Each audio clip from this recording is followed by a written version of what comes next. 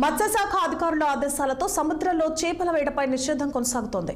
ఈ నిషేధాజ్ఞలు జూన్ 14 వరకు అమల్లో ఉండనున్నాయి. చేపలు, రొయ్యలు, వివిధ రకాల మత్స్య జాతులు తమ సంతానోత్పత్తి వృద్ధి చేసుకునే టైం కాబట్టి చేపల వేటపై నిషేధం విధించామని అధికారులు చెబుతున్నారు. వాటి సంతానోత్పత్తిని ప్రోత్సహించడం ద్వారా మత్స్య పరిశ్రమ అభివృద్ధి సాధ్యమవుతుందని వెల్లడించారు. ఇక మత్స్యకారులెవరూ చేపల వేట చేయరాదని, ఉత్తర్వులను ఉల్లంఘిస్తే చట్టపరమైన చర్యలు తప్పవని హెచ్చరిస్తున్నారు. నిషేధ సమయంలో భృతి అందిస్తామంటోన్న పశ్చిమ గోదావరి జిల్లా మత్స్యశాఖ అధికారి నాగలింగ ఆచార్యులతో మా ప్రతినిధి నిమ్మల ఆది ఫేస్ టు ఫేస్. రాష్ట్ర మత్స్యశాఖ ఆధ్వర్యంలో ఈ 2 నెలల పాటు అయితే వేటనైతే నిషేధం చేశారు. అయితే మత్స్యకారులు ఎవరో కూడా ఈ 2 నెలల్లో కూడా ఎటువంటి వేట కూడా వెళ్ళకూడదని ఆదేశాలు అయితే జారీ చేశారు. అయితే దీనిపై మనకి మరింత సమాచారం అందించడానికి నాగలింగాచార్యులు గారు అయితే మనతో పాటు ఉన్నారు. సార్ చెప్పండి, అయితే ఈ 2 నెలల కాలం ఏదైతే ఉందో దేని నిమిత్తం నిషేధం ఇస్తున్నారు ఏంటి? మనకి ఆంధ్రప్రదేశ్ ప్రభుత్వము ప్రతి ఏటా కూడా ఏప్రిల్ 15 నుంచి జూన్ 14 వరకు 61 రోజులు సముద్ర వేట, చేపల వేటని నిషేధిస్తుందన్నమాట.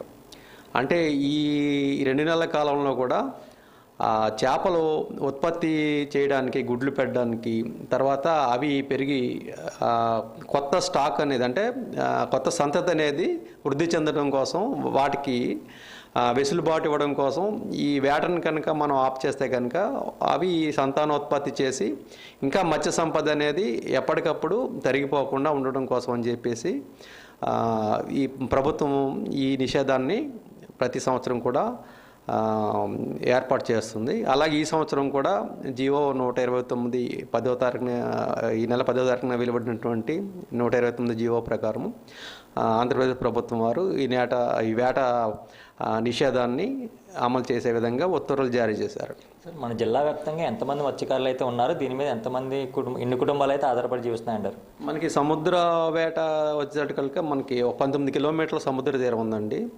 దీంట్లో ఒక 145 వరకు ఒక మెకనైజ్డ్ బోటు, అలాగే 144 మోటార్ బోట్లు ఇవి ఉన్నాయి. ఇది కాకుండా 360 సంప్రదాయం, అంటే ఈ మోటార్ లేకుండా వేట చేసేటువంటి, సముద్రం మీదకి వెళ్ళి వేట చేసేటువంటి బోట్లు కూడా ఉన్నాయి.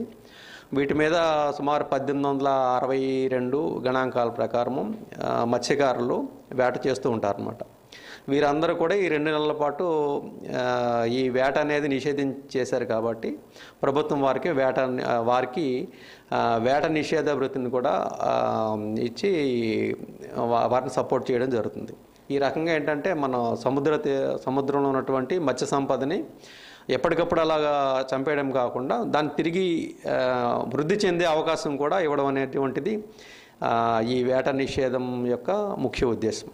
సార్, ఈ 2 నెలల కాలంలో వారికి జీవన వృత్తిగా గవర్నమెంట్ నుంచి ఏమాత్రం వస్తుంది అంటారు? ఏ విధమైన దాని మీద ఎటువంటి ప్రాసెస్ మీరు స్టార్ట్ చేశారు సార్? అంటే ప్రతి సంవత్సరం కూడా మనం ఏం చేస్తామంటే ఏ బోటు మీద ఎవరెవరు మత్స్యకారులు ఉన్నారు, ఎంతమంది ఉన్నారు అనేటువంటి దాన్ని ఎన్యూమరేట్ చేస్తుంటామండి. చేసి వారిని లిస్ట్ అవుట్ చేసి వారికి ఈ నిషేధ భృతి అనేటువంటి అదే విధంగా ఏర్పాట్లు చేస్తుంటారు. అంటే అమల్లో ఉన్న ఉత్తర్వుల ప్రకారం 10,000 రూపాయలు అనేది ఉంది. దీన్ని పెంచే యోచనలో ప్రభుత్వం వచ్చినటువంటి తదుపరి ఉత్తర్వులు ఏదైతే ఉన్నాయో వాటి మేరకు ఈ నిషేధ భృతి అనేది మత్స్యకారులకి అందించడం జరుగుతుందండి. అంటే ఈ 2 నెలల సమయం ఏదైతే ఉందో, అంటే ఇది సంతానోత్పత్తి సమయం కాబట్టి ఎవరో కూడా వేటగాళ్ళు ఎవరో కూడా వేటకి వెళ్ళకుండా ఉండే సమయం కాబట్టి అందరూ కూడా ఉండాలని వేటని నిషేధించామని ప్రభుత్వాలు అయితే చెబుతున్నాయి. అయితే ఈ 2 నెలల్లో వారికి కావాల్సిన భృతిని అయితే అందించడానికి కూడా మేము సిద్ధంగా ఉన్నామని, అటువంటి చర్యలు కూడా మేము మొదలెట్టామని అంటున్నారు జిల్లా మత్స్యశాఖ అధికారి నాగలింగాచార్య గారు. కెమెరామెన్ ఆది, జిల్లా మత్స్యశాఖ కార్యాలయం.